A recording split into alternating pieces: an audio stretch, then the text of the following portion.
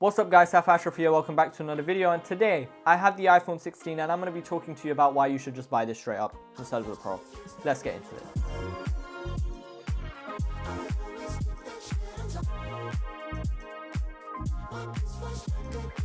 Apple have not gone overboard with the design of the iPhone 16 this year, but they have made a difference. I guess it is refreshing to see how it's changed from being diagonal to this. However, yeah, sure, it looks like the iPhone 11 and 12. We've heard it before. But personally, I kind of like the design. It's a good difference for people to now be like, hey, yeah, I got the new phone. I got mine this year in this white color and it does look clean. I don't care what you say. It's a really good looking phone. However, yeah, sure, the ultramarine does look really, really nice. If I was to recommend a color, it would either be the white or the ultramarine. The rest of the colors, the teal is nice, but it's either the white or the ultramarine for me. This year on the iPhone 16s, we've inherited the action button from the 15 Pros from last year, and we've also got another extra button, the capture button. You know what, let's just talk about the cameras now. We have two cameras on the iPhone 16 Pros this year, mostly unchanged from last year except for the orientation, of course. A 48 megapixel main sensor and a 12 megapixel ultra wide sensor. The main camera is essentially the same thing what you got from last year. It's called the 48 megapixel fusion camera, which means you can get 48 megapixel main shot and then you can zoom in 2 times with optical resolution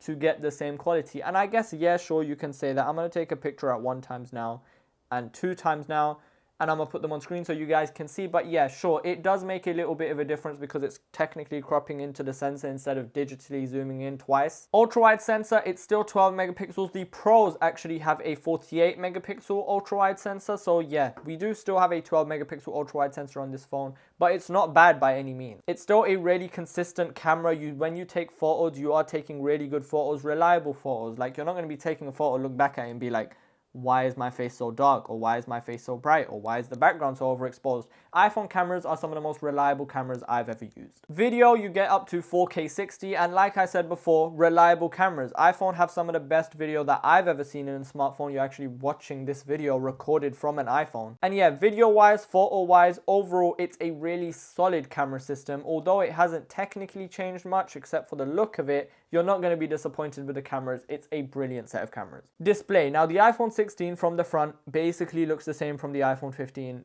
Basically is the same from the iPhone 15. We do have a peak brightness of 2000 nits. Now that is really bright. When you're outside, you'll see that in the sun, under the sun, it's gonna look bright. Also goes down all the way to 1 nit. So if you're somebody like me who is on TikTok at night until like 1 a.m. to make yourself tired, but it's only keeping you up more and more, then yeah, sure, the 1 nit brightness at nighttime is going to be really, really good. It is really dim. But the big disappointment that Apple, to be honest, I don't have expectations anymore. The iPhone 16 still has a 60 Hertz display.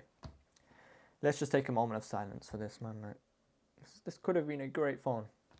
This could have been a brilliant phone. And I'm going to be real, that's one of the only downsides on the iPhone 16. The 60 Hertz display, it's a joke at this point. We've been saying it from time and time again. 120 Hertz is a real difference that I can tell. I understand a lot of people, most people can't actually tell the difference between 120 and 60. But me, I can tell the difference. Even 90 Hertz would have been good enough. If you don't want pro motion, give us semi-pro motion. Give us 90 Hertz at least. But we're still stuck at 60 Hertz. Sure, it's usable. If you haven't tried 120 Hertz before, then you're not going to tell the difference.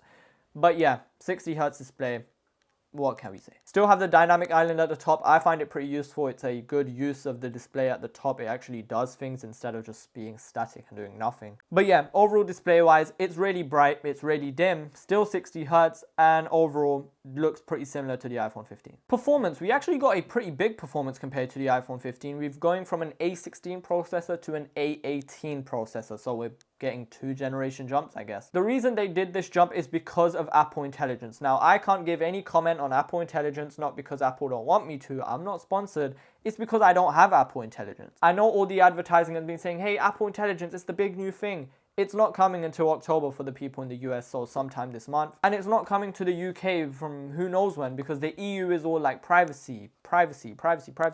So Apple are like, okay, we'll delay it then. So yeah, I'm not going to be able to give a full verdict on Apple Intelligence at all yet because I don't know when it's going to come. But the iPhone 16 has really, really good performance. No matter what you throw at this phone, editing on this phone, social media on this phone, multitasking on this phone, iPhones have never been a slow phone. iPhones have always been good in performance. And the iPhone 16 is no different. You can do a lot on this phone, and also it doesn't overheat. The iPhone 15s got a little bit hot last year. The iPhone 16s, I have not felt any heat from any of the series of phones. especially the iPhone 16, so that's really good to see. Battery life has been getting a boost according to Apple, and I can confirm it has got a bit better. The iPhone 16 lining up with the iPhone 16 Pro, and my screen time has been around 8 to 9 hours on a single charge, which is brilliant. Because yeah, the batteries did get a slight increase in capacity, and yeah, efficiency of course gets better generation by generation. But yeah, the iPhone 16s have brilliant battery. Again, not something you have to worry about when buying this phone. So yeah, in conclusion, the iPhone 16 is a really solid phone this year. They fixed it up in places they needed to, such as how hot the phone got, the battery life,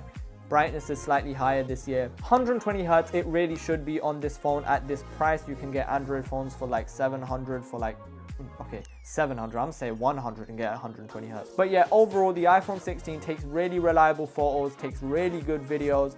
Display, yeah, sure, 120 Hz. So how much am I going to complain before they listen to me? Performance is really good. This phone is not going to slow down for the next couple years of using the phone. But yeah, overall, I am impressed with the iPhone 16. If you have the iPhone 12 or maybe the 13, if it's in banged up condition, then yeah, sure, iPhone 16 is a great phone. But if you have the iPhone 14 or the iPhone 15, I'm going to tell you guys to skip, wait for the iPhone 17. Maybe they'll bring 90 Hz or something. But yeah, iPhone 16 overall, really solid phone. I'm going to be comparing it to the iPhone 16 Pro in a future video, so make sure to like and subscribe so you don't miss out on that.